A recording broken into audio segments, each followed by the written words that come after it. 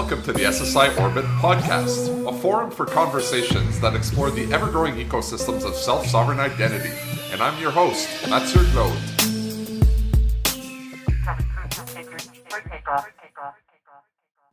Instead of saying ledger, a lot of people are calling it verifiable data registries now, and we're seeing all sorts of verifiable data registries pop up, including in Canada, where both you and I have done work in this space, where there is a network that is spun up between the provinces in Canada, and there's certain information thrown on there. It's kind of a similar model to what came out of Sovereign and still runs in Sovereign and in these indie-based networks.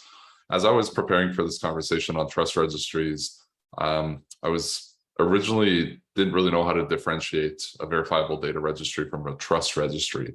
How would you kind of differentiate both, and perhaps how they complement or work together? I mean, one, I wish they didn't both say registry. So a trust registry is a concept where when you're dealing with a particular ecosystem, you need to find your sources of truth. Those sources of truth might, for example, if I have an indie-based DID, it might be anchored on Sovereign. It might be anchored on that network you're speaking of, where we have, provinces in Canada creating a network, governments in Canada creating a network. Could be anchored on Ethereum. Could be anchored anywhere. That's a verifiable data registry. I don't really like the term at all. I'm like, it's a ledger, it's a blockchain, it's a database. I don't really particularly care where we're anchoring things like the DIDs, the schemas, the pieces that we need to. It certainly makes sense in many cases to anchor down to a ledger, because no one can agree on the source of truth unless it's a neutral shared thing, and blockchains, ledgers fit that really, really well. Okay. So I wish the names were different. I like to use the term, ledger. It just makes it easier when we're having that discussion. And I know it's one of the trust or IP constructs that says verifiable data registry. That was used specifically because at the time, the term blockchain and ledger were kind of verboten. But I really wish we had a different name. But that's, I don't like many naming things. I don't know that we can fix the problem. So if a verifiable data registry is a place to store verifiable data. I don't know why we turn to use the term registry there myself. What makes it verifiable? Is that where a trust registry comes in? Or maybe verifiable is perhaps not the right word. Could we use the word authentic? So I would use authentic as one that actually shows where things are, where we have the names that are really important. Authentic data. I like the term authentic data, authenticated data. And that really is authentic data. Let's call it using a verifiable credential for stuff. When we go through the flow of what we called the trust triangle, as an issuer, I have given a credential to a holder. There's cryptographic stuff happening there that I know it's still in the same wallet, or maybe it's issued directly to a DID, depending on who you're doing this with. But the issuer knows they issued to you this thing. Authentic data comes back to when the verifier receives the data. How do they know it's real? How do they know it's authentic? And I can tell you cryptographically the following. If I have, let's use the non-creds, because we're very familiar with that. And it's the one that's being used in earnest the most by governments. When I receive a proof from a holder, I know the following. It was signed cryptographically by the issuer, by their DID. It is signed by the same blinded link secret that's in the wallet, and you could use a DID as well for the holder side, but the blinded link secret that says the following. It came from that wallet, and third thing we can do is say it's not been tampered with. The data are consistent with what the issuer said, that this is Darrell O'Donnell, Darrell, and no one screwed with the spelling of that. Great, got that data. So now I know cryptographically this thing I received has been signed by a DID that is ostensibly the issuer. It certainly came from that wallet, because we know that we just went through a cryptographic thing. The question I have to know is, how do I know that DID is the issuer? And my joke on this is, if I was in high school right now, I would be issuing digital driver's licenses for $20 a pop for people who wanted to buy beer, because there is no way to say, is that DID the province of New Brunswick? Yes or no? That's where the trust registry comes in. It lets you answer the question, go into this trust registry. In this case, we'd want to go to the trust registry of Canadian driver's license authorities, which would only have the I think there's 14 issuers. I think there's 13, the provinces, the territories, and I think the military has their own driver's license thing. I'm not sure. Whatever the number of issuers are in Canada, it doesn't matter. It says, is this DID in the list? Be like, yes, this is an Ontario driver's license. We're good to go. At that point, I know it's authentic because I know where it came from.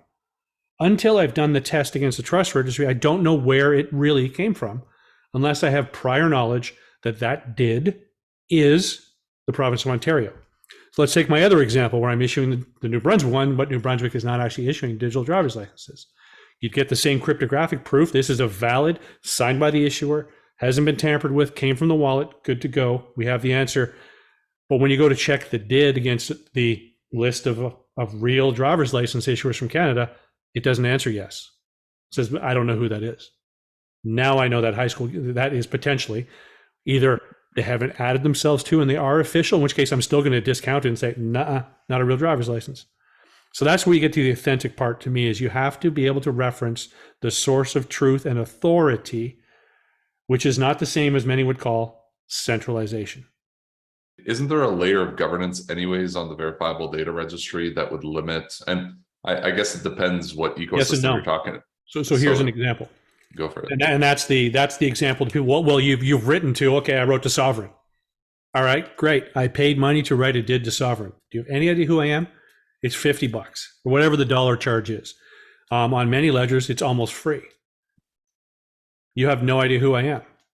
So I guess it just comes down to the level of governance that these verifiable data registries have themselves. Because if there's a governance network that's running, they're going to have these rules built in. Like, you won't be able to go and list yourself as an issuer of a driver's license on this network.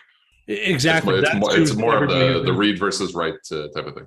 Yeah, but if that's your only way of doing governance, you have a real problem, because no matter what, if your system starts to succeed, you will dilute the governance there. Meaning, imagine the following. Let's take Canada.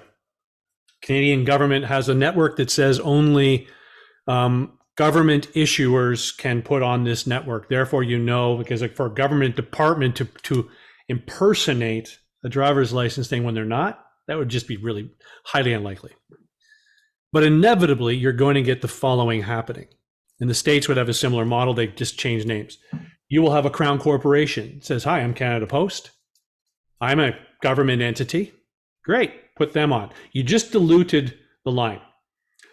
Now you say, okay, I really want to have, well, we need, the big shipping companies need to be on. Now you've got private industry in there. And where does it stop? And or how do I get into Canada Post and use their stuff to start issuing driver's licenses? Now I've got a malicious actor who got in, other than the government coming in. You have no control other than simply you got into the room. That, as we know in security, is a really bad model. It's what they call the lobster model. Crunchy, hard outside and soft middle. That doesn't work anymore. We have a zero knowledge thing. So you're going to end up at some point. Driver's licenses might be the exception, but I highly doubt it, because even in who's the authority that would have the network that everybody's going to write to and have access to? There's AMVA in North America. They're not going to take an Irish driver's license. Where's that registry? Somewhere this whole thing of you're in the network, therefore you're good, is going to fall on its face. The rest of the use cases, we're all on the same network. Now what do you do? I could see this. Let's say we're just using a public utility like Ethereum, you mentioned earlier, to write these anchor DIDs to and schemas and this type of thing. This is completely open, and anyone could write to it. Anyone could read from it, and perhaps I like it because it gives me the most amount of stability and immutability and whatever factors that I want. But then on the other side, we're talking about there are some kind of closed permission data registries. By creating these trust registries on top of it, are you not just pushing the governance problem onto just another layer, and just that doesn't go anywhere, that you still have this governance issue? It's just, where do you do it? Well, I think the minute you get into any kind of an ecosystem that has overlap with another ecosystem, you already have the problem, because you can't agree on the same network. You'll have different rules that, if I'm in the train transport industry and I want to work with the mining industry, they're different. They're different things. They have different governance structures. I brokered a conversation between a very large financial institution and a government. the financial institution was asking the following question. I mentioned this in the webinar yesterday, that was saying, okay, they're asking the government, well, how many ecosystems do you think you're going to be a member of? And I said, I want to clarify something. There are going to be different levels of ecosystems. One where you're in control. Government is truly in control. Driver's license is great. One's where you're influencing. You're at the boardroom table deciding what is a good green carbon credit thing. Great.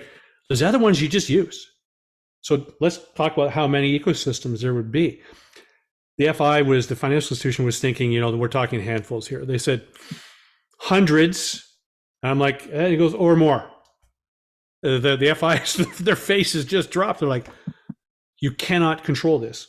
This is where the decentralization thing happens, is because the Professional Engineers Ontario is going to operate differently than the equivalent body in Alberta. Alberta does, I think, geologists and something about petroleum engineers, and it's a PEGA. I don't even know what it stands for. They're a different thing. They're a different beast. Yes, they do professional engineers and more. This one here is pure professional engineers. They don't match. Once you end up in the mismatch, you're stuck saying, where do I find my answer of, is this person a professional engineer? Yes or no? So does it just come down to, you're going to need to have a trust registry then wherever there's a source of truth and these sources of truths exist today. They're with these associations that they already have that. It's just about adding a layer for digital transformation or digital trust. Have you seen, they just changed recently, but have you seen an Irish driver's license?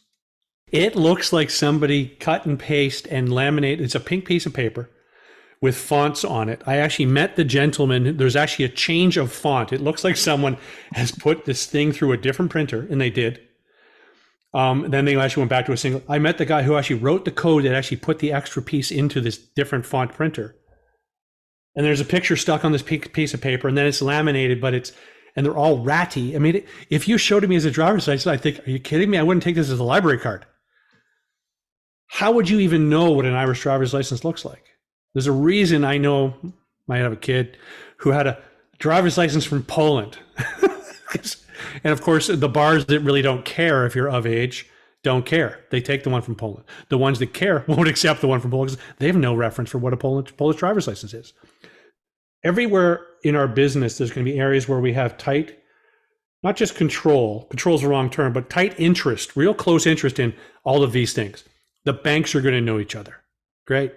They're going to know the big American banks. They're not going to know the 500-person letter setter credit union in Wisconsin. They're just not. That's in the banking industry. Step further, now I wanted to get into whatever other, they're not going to know these things. And we can't, unless we have a bunch of these things, trust registries, that I can the system can go out and say, I know the source of truth for all driver's licenses in the world. Yeah, talking to a common contact of ours, we're doing all doing some work together on this, Jacques from CIRA, and yep. I know you had mentioned him on the webinar. He was actually on the webinar. Yeah, I mentioned. Yeah, that's right. Yeah, he's fantastic, and what they're doing is fantastic. We're doing some work together on proof of Canadian presence for some audits that they have to do, and he's a big advocate of trust registries, and I think he has a really good solution for certain use cases there. But DNS is in some ways a trust registry.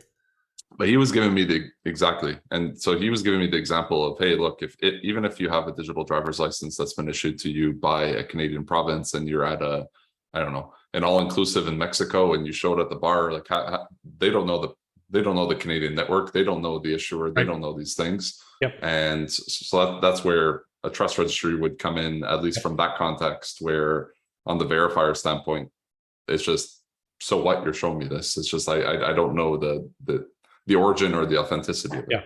Yeah, and he and I've had chats, and what he's working on with ICANN, IETF is interesting. I can understand the question of, is this passport really from this country? Is this driver's license really from this country? And that being a nation state level important thing. Are you a lawyer? There's questions of which the country level is going to say, it's not our problem to answer. It's just not. Mhm. And governments are very good at saying, that's not in our mandate. It's not our problem. No. So what do you do for those other things? Like the driver's license one is a really good example of DNS could be a really, really elegant and simple solution to, are you really the issuer? What other parties in the trust triangle benefit from, I'm assuming it's all of them, but how do they all benefit individually or differently from having a trust registry in place? So, I mean, if you look at the issuers want to know that, when they do something, that it's worthwhile. It's worth their effort to do something. For example, driver's license is a really good example. There's the MDL standard, which is kind of a walled garden approach. It sounds like it's technically going to work. There's still some stuff being figured out. But do I want to, as a DMV, as a in Ontario, Ministry of Transportation, Ontario, I don't even know, as BC Services here. If I do an MDL, do I want to do another kind of credential? Yes or no? What's the benefit of it? They want to know that, if they push something out, it can be used. They're probably the hardest one to convince that the trust registry is absolutely critical. But generally speaking, their business process is such that they understand the need to anchor things down to truth. Holders want to know, are you really a driver's license issuer? I cannot tell you. I did not know this was a problem until recently. I went to apply for a visa to go somewhere. And a gentleman who goes there fairly often says on the call, which service are you using? Because I just paid 200 euros and it was a total scam. They Googled visa for country, blah, blah, blah, put in their credit card information and their passport and their personal history. We're talking, and basically just paid 200 euros to give someone all the information they need to do identity theft. I would love to know who are the bona fide travel visa people, and you will never have agreement country to country on who's in charge of that list. I want to have my travel agent say, here's the one we use. That's it. It's the only ones we use. If they're not in this list, I will not help you. I want that. So that's a holder thing. Which ones are you a real issuer? Verifier is going to want to know. The verifier is the easiest one because they're like, is this really the issuer? Did this oil and gas company issue this credential? Are they real or are they fake? Have they actually been certified? Did the government put them in their registry? Because otherwise it's just a credential. We also want to know, the wallet providers want to be able to tap into this to make it easy, make it fast. Because I don't want to have to go to, in the case of an Indie network or a Cardano network, an Ethereum network, I don't want to have to go to Ledger every time. I'm going to cache all of the visa providers if I'm in the travel industry. I'm going to cache them all. I'll go out every day, grab them list, and I'll just check again. If it's new, I'll be lazy. I'll go out and get it, pull it down, update my cache. So each of these players has their own ways of interacting, and it is the simplest way to actually make it work. I started the conversation off by just talking about the difference between a trust registry and a verifiable data registry. Let's do another comparison. What's the difference between a trust registry and machine readable governance? So you probably saw the tweet storm with Telegram Sam and I. So machine readable governance to me is a really powerful concept in the following. It defines the data structures that a trust registry needs to serve. Which is important because the work ahead that we're doing on the Trust Registry Task Force over at Trust over IP is defining the next version of the protocol. Knowing that someone has already done the homework on the starting point of those data structures is really, really valuable. Machine readable governance is very opinionated in the idea of, I just need to move a file. But great, perfect. If you need to move a file around, that's awesome. We already, in the protocol, the first version of the protocol, we already had, hey, I'm offline. I need a dump of your data. Thank you. Give me the dump. Where it differs is if my job is simply checking the DIDs of issuers, I just want the DIDs. Don't give me this other stuff that I don't understand. Trying to codify rules, my view on that one is I'm not going to touch that with a 10-foot pole, having spent way too much time on that on Good Health Pass. Rules engines are rules engines, and every industry has its own flavor and approach, and trying to codify that so that you actually get cross-industry. Take that transport company and that mining company. they probably have a reason for sharing business rules. But you throw somebody's gonna be like, I have a totally different way of doing business rules, and I don't automate anything. They've gone too far in some ways, but they've done the right work in other ways. I think what we're going to find on the machine readable governance is the nuggets of the data types, the schemas, and other objects there will end up being supported by the protocol, and they'll likely be, hey, just give me your machine readable governance file from it. But we will not preclude other uses of the trust registry, saying, hey, do you trust this other trust registry?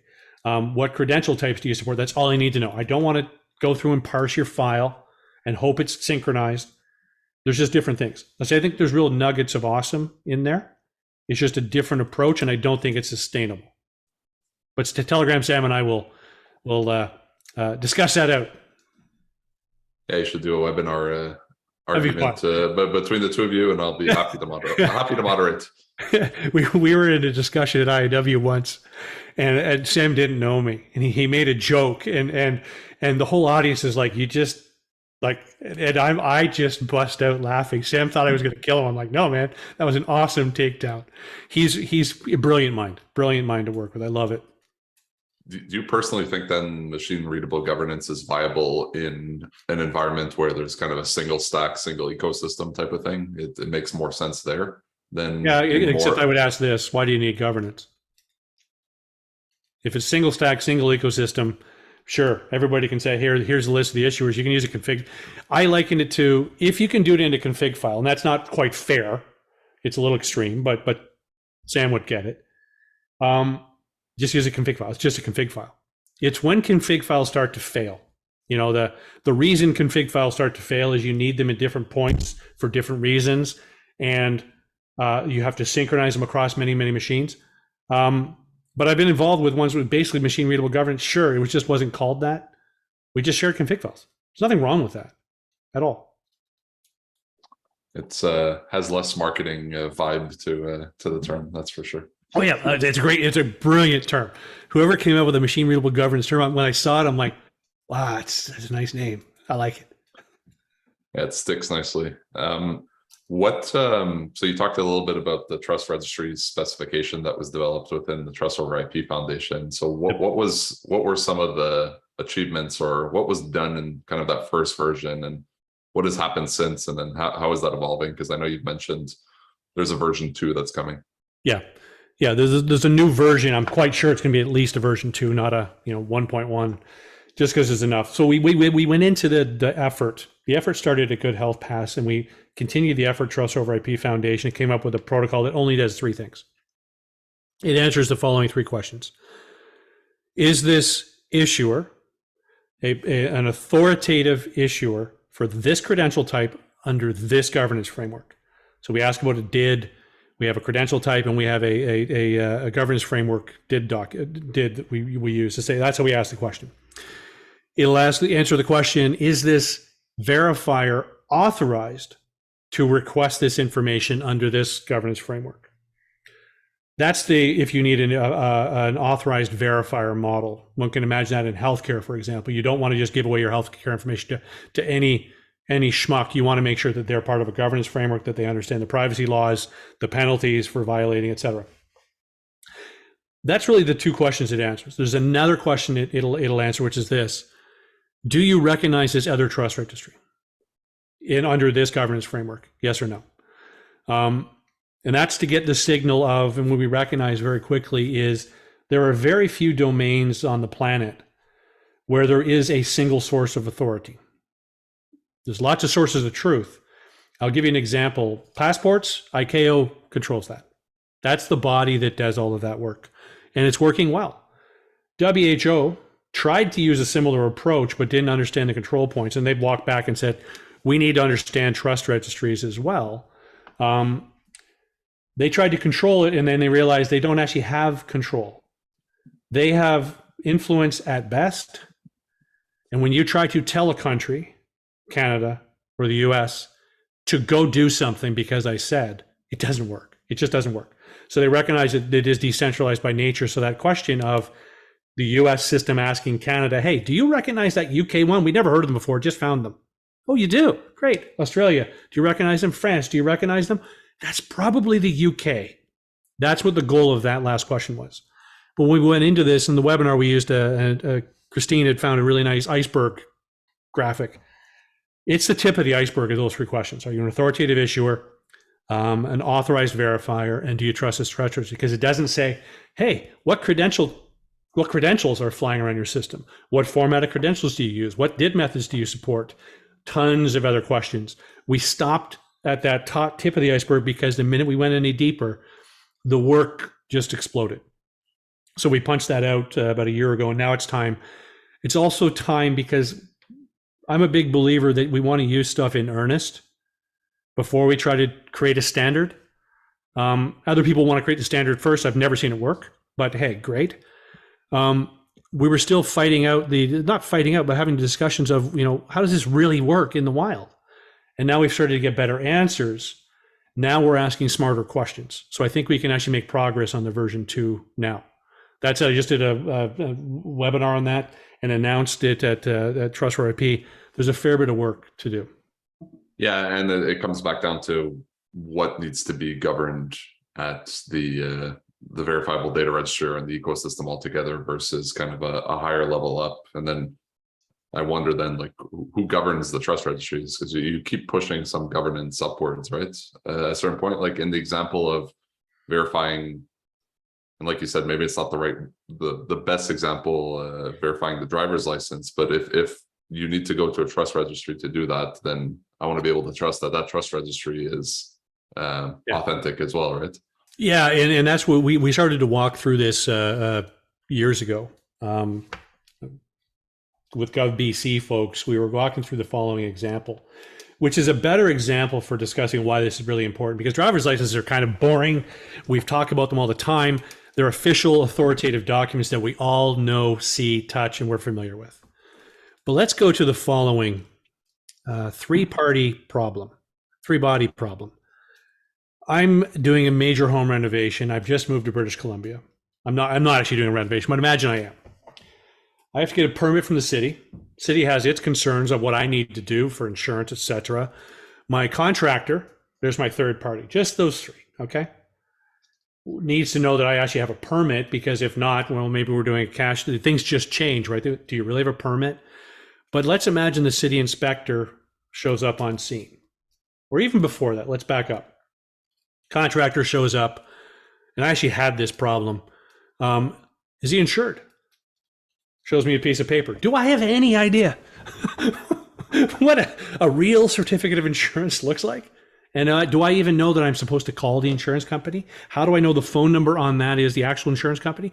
Doing this on paper is so hard that nobody does it. Some people do, but very, very, very rare. Okay, cool. Let's assume I've figured this out. Now the plumber that he brings in, who's a subcontractor, comes on scene. Is he really a plumber? Or is he a guy who has been doing plumbing for a long time? I maybe in my old house had an electrician who did work, and I found out years later he finally finished his electrician certificate. I'm like, dude.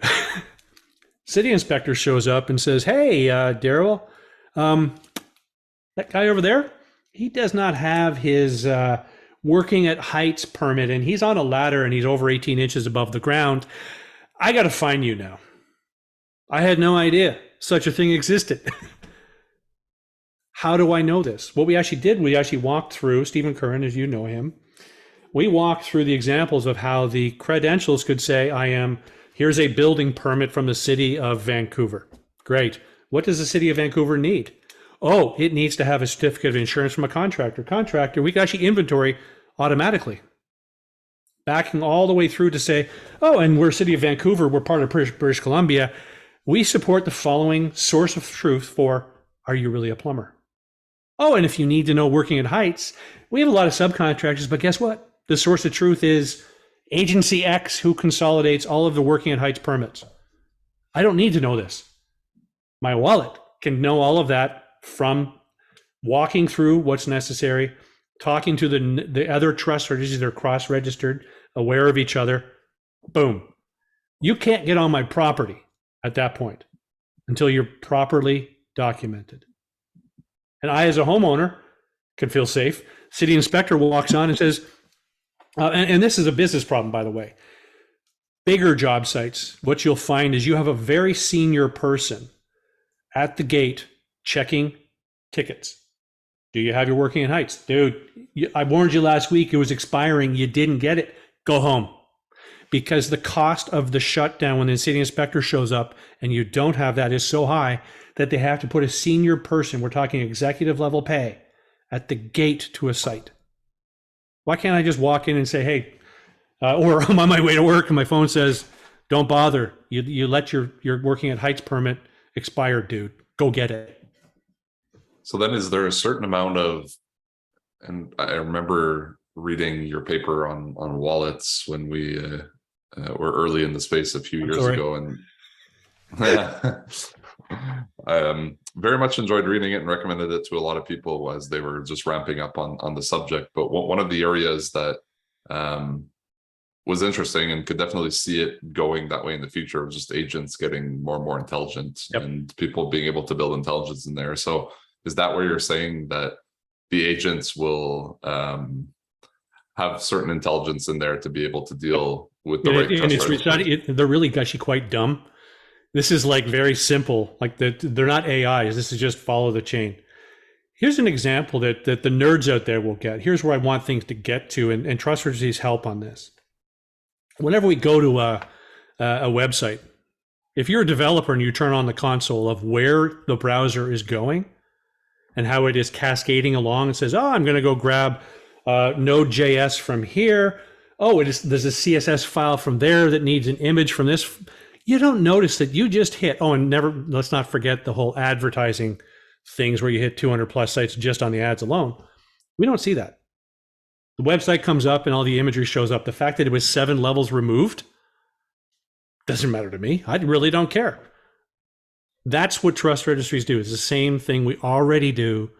It's boring. Trust Registries will become, developers might understand that it's there, but no one will care.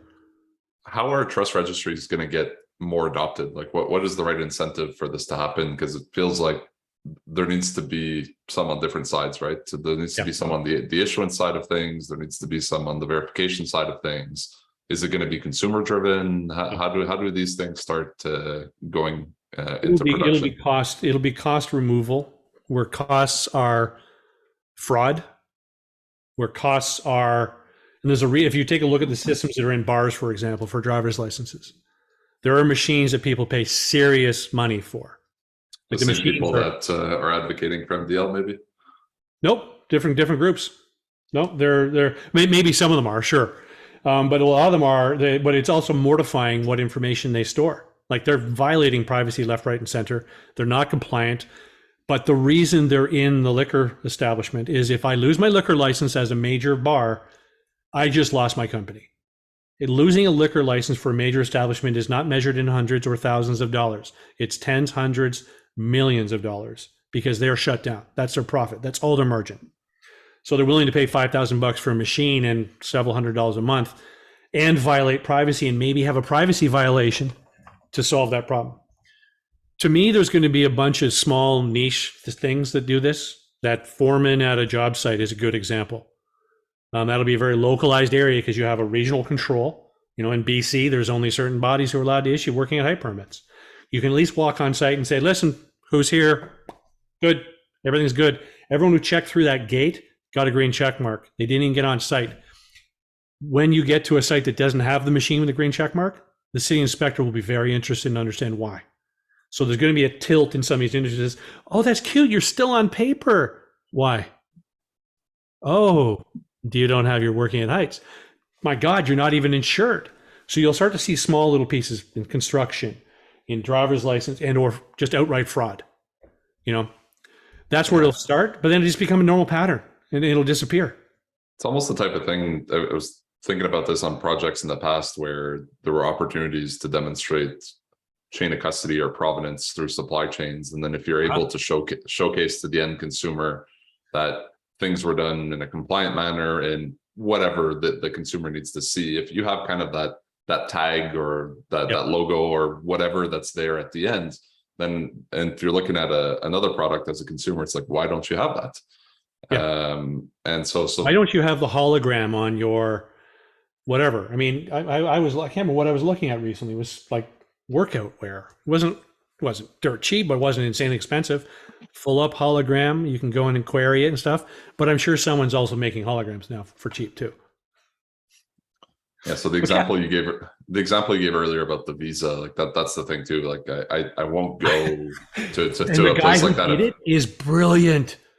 He's like, oh my God. He says, I feel like a dork. I'm like, yeah, I'm not, because I had also gone earlier and applied for the visa. I'm like, who did you use? And I went and did some. Okay, good. So now I know for visas that there's actually a bunch of travel sites that have their, kind of like Better Business Bureau. But I don't want to have to go to the Better Business Bureau. I want this wallet here to say, everything's normal, dude. Go. Huh. Something's weird. Your bar is asking for your full driver's license and, for God's sakes, your health card information. What? This is weird. Do you want us to say no? And by the way, do you want us to report them to the privacy officer for British Columbia or for Ontario? That's where we'll get to. But that's the hard work ahead. And I guess a lot of this needs to be open source, that all wallet providers kind of need to have that same and that's why we're doing the protocol. We're not writing open source software. We're writing the protocol that the list of professional engineers folks can add on to theirs, because they already have the process to say, yeah, this guy is a licensed professional engineer. Like every year it's around my birthday and I'm usually on vacation. Every year I end up registering 30 days late for my professional engineer. I'm a PEng. I'm still licensed because I fall within the thresholds of the cancellation. But I don't want to have to know if you're really a PEng. I want my system to know that. As you're defining more things in the protocol in version 2 of the trust registry specification, so you talked about schemas, credential types.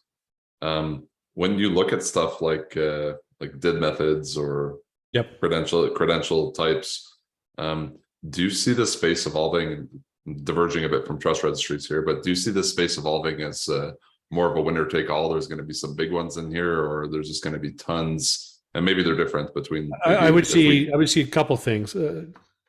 I would see literally thousands of trust registries being out there, because there's just no benefit for plumbing. Are you a licensed plumber? To, is this a real bottle of wine? They're not the same thing. But the podcast I was doing with Phil Windley, I think it was late last year in November, and listeners will be able to find it. But he was saying that there are thousands of identity systems. It's like there are thousands of authoritative sources of truth. So you can't consolidate them. You can't. And anyone who's tried to federate them can't. But here's where I see the deeper underneath this. This is part of the discussion that got going on the tweet storm a couple of weekends ago, with regards to JSON LD, W3C. Is it really a standard? Is it interoperable? My answer, no. When you get to the point, though, I don't care if I'm right or wrong on that. What I do care about is, hey, listen, if these are the 3 or 43 types that are normal in use in the wild, the trust registry should be able to say, these are the ones that we issue. That's it. If you see this version of that, it's not us. It's just hey, here's what we're using. DID methods is a good example one. It's probably going to fall under not a winner take all, but a power law. That 20% or 20 different things cover way more than 80% of the use cases, but there are thousands of them out there. That long tail. The business question is do you want to support them all? If it's truly no need to do anything and you support them, great. But you'll still have moral reasons to say, hey, you're anchoring to a blockchain that's goal is outright destruction of government. I'm probably, as a government, not going to support issuing a passport to that chain. I'm just not. I'll support a single chain or maybe 2 or 3, but that'll be for reasons that are business reasons. Great, perfect. We'll be able to look at it later saying, hey, really, turns out we actually needed 7 different verifiable credential types because reasons. Some are fast and small, fit on IoT. Some are much more flexible and you can do semantic work on them. Others are very rigid and have different privacy. We'll have reasons for them, but we're going to end up with the power law of all of those things, is my guess. Same thing with the credential types. I know you referenced in that same tweet storm that you wrote, a paper that Sam Smith had written about JSON schemas already winning the adoption battle. Did you see that being the same thing there? Yeah, and I don't really care if a government goes and issues a driver's license as JSON LD versus JSON with a JSON schema. I don't really care. What's important to differentiate between is the reason I'm going to a trust registry is many, many different things. And this is something I'm really looking forward to picking out with Sam Curran for his own discussions on machine readable governance. But the same thing applies to why am I going to find out about your credential types that you support? One, I want to know what I can expect. Two, I want to know what are your schema. I understand I could certainly do a JSON LD semantic analysis, but I actually want to understand your ontology because your terms may overlap with my terms. And we may have cataclysmic results due to terms.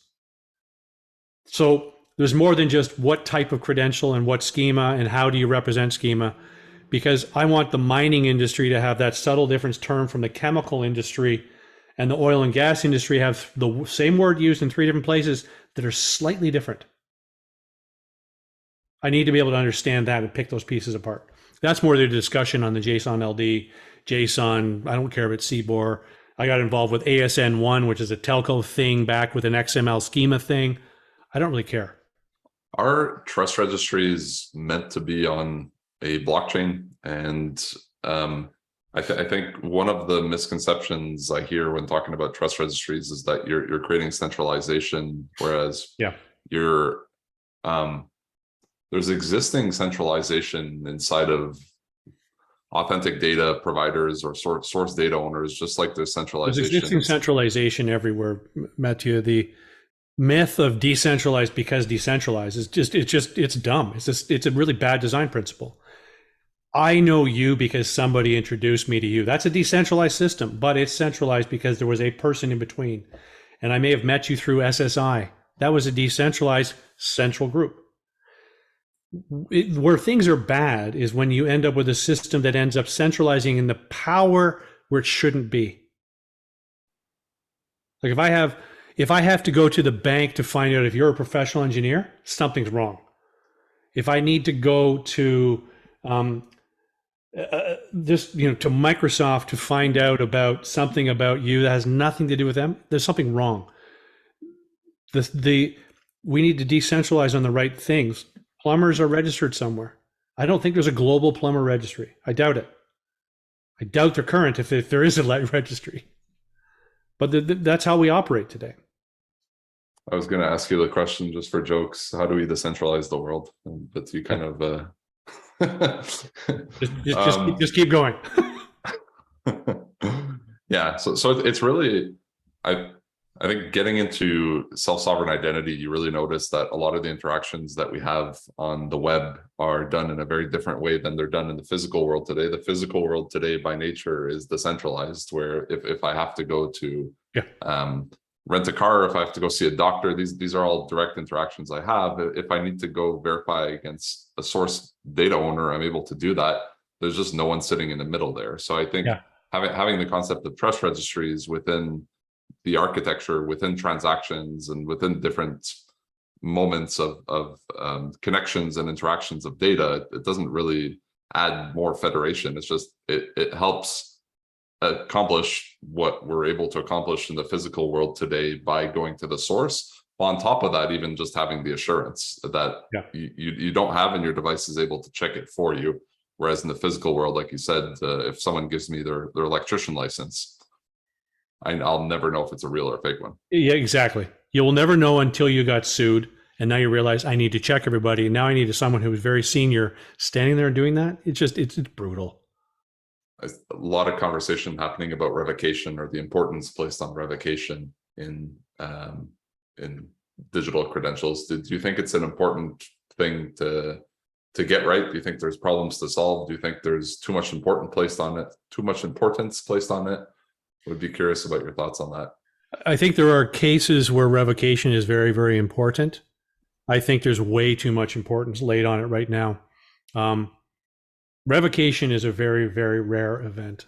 There used to be, back when there weren't everyone was connected, on the back. It probably still says on the back of some cards. I've looked. Some have it, some don't, of credit cards that say this is the property of MasterCard, and if requested by anybody, by a merchant, you must hand it over. Cool. That was a revocation because it was the actual token that was doing something. We don't need that anymore. They disabled the card. Done. Revocation doesn't happen there anymore at all.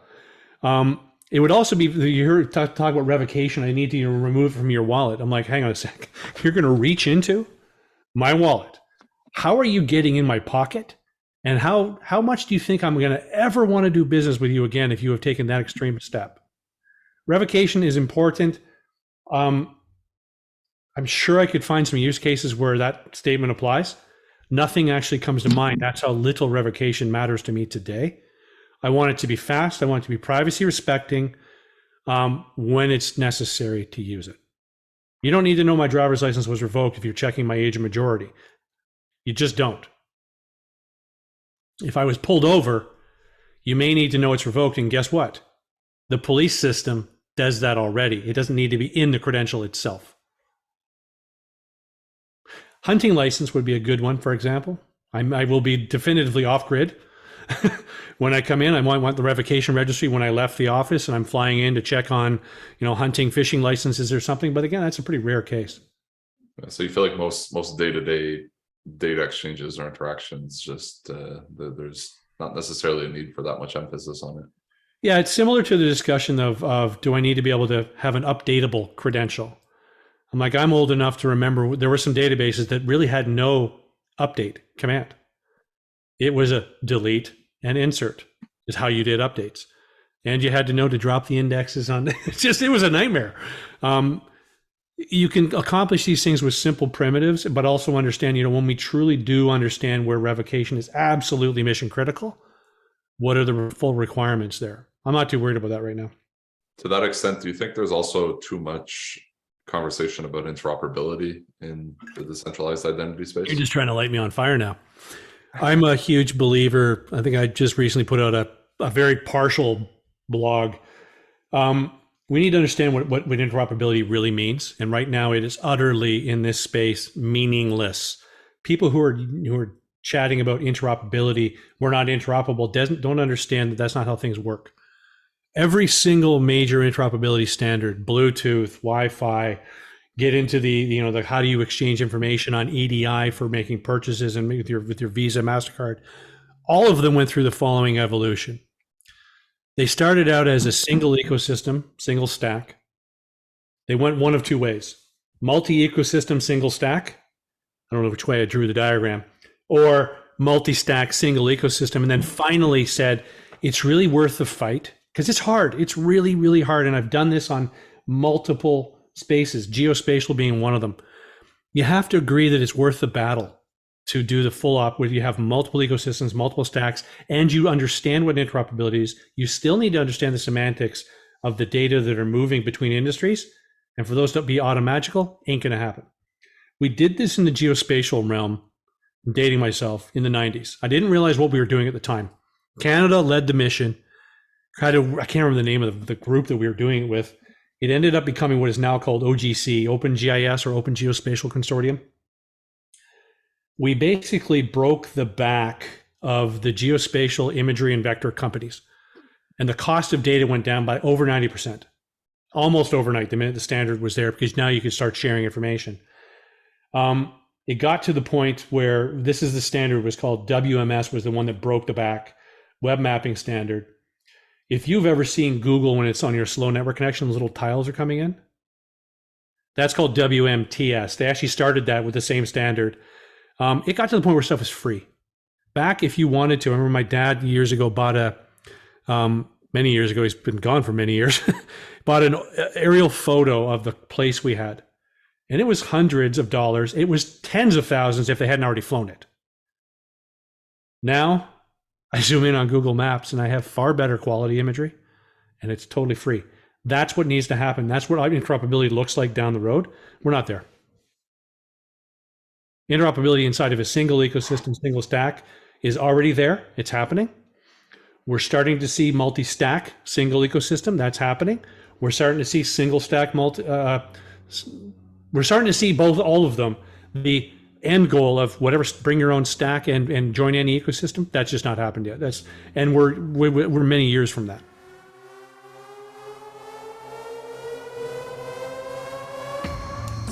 Thanks for tuning in today. Hope you enjoyed the conversation as much as I did. To stay up to speed with future episodes, or to catch up on ones you may have missed, make sure to check out the SSI Orbit podcast on your favorite podcast platform, and make sure you subscribe. If you have any questions, comments, or wish to see someone in particular on a future episode, you can find me by searching Mathieu Glaude on LinkedIn or Twitter. Feel free to reach out to me directly and I'll get back to you. See you all next time.